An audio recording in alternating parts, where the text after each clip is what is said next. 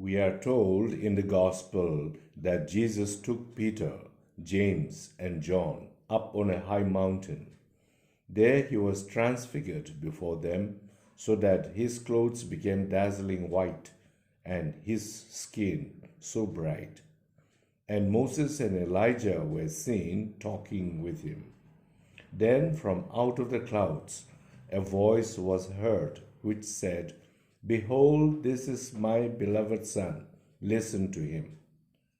Right after the voice from heaven said this, the three apostles looked around, and they no longer saw anyone with them, but Jesus alone. It was clear that Jesus was the one of whom the voice from heaven was telling, namely, to listen to Jesus. Moses represented the law, the Torah, while Elijah represented the prophets of old.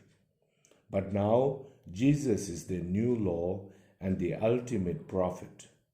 Hereafter, all the apostles and all believers must listen to Jesus. When we listen to the Word of God and look around, we see Christ in our midst.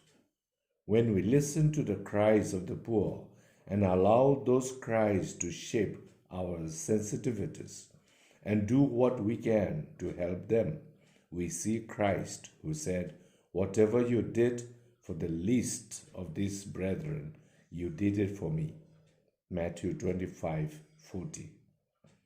When we think of others before we think of ourselves, we listen to Christ who said, "If anyone wants to be a follower of mine, let him renounce himself and take up his cross and follow me." Matthew 16:24. Whenever we receive communion or fall down in worship before the Blessed Sacrament, we behold Christ who said, "Take and eat. This is my body." Matthew 26:26. Adam and Eve did not listen to God, and they went astray. Abraham always listened and was quick to trust God, even when it seemed to him that God was wrong.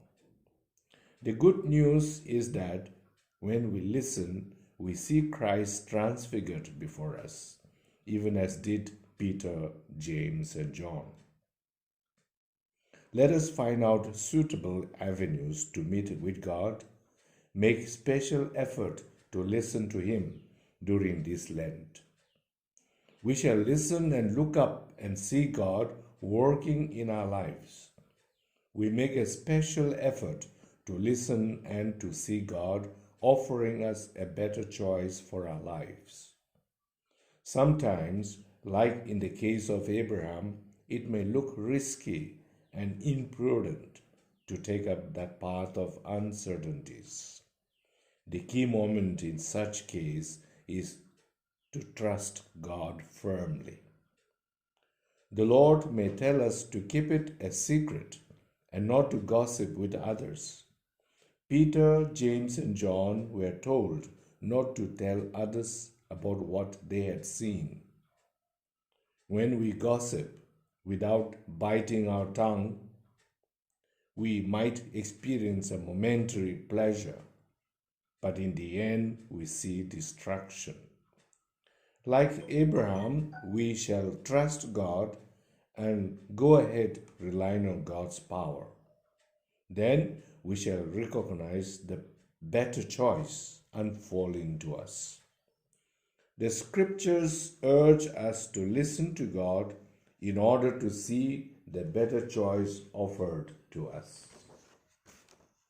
The scriptures urge us to look around to see God pointing to the better choice for our lives. It is laid there ahead of us, although it may be tough and to reach there. But the better choice, that is, the plan of God for us, lies ahead. We must choose God's ways. For us Christians, when we look up and see the better choice, it is always Christ Himself. Christ offers His human example and His divine assistance as the better choice. Christ is the better choice for us.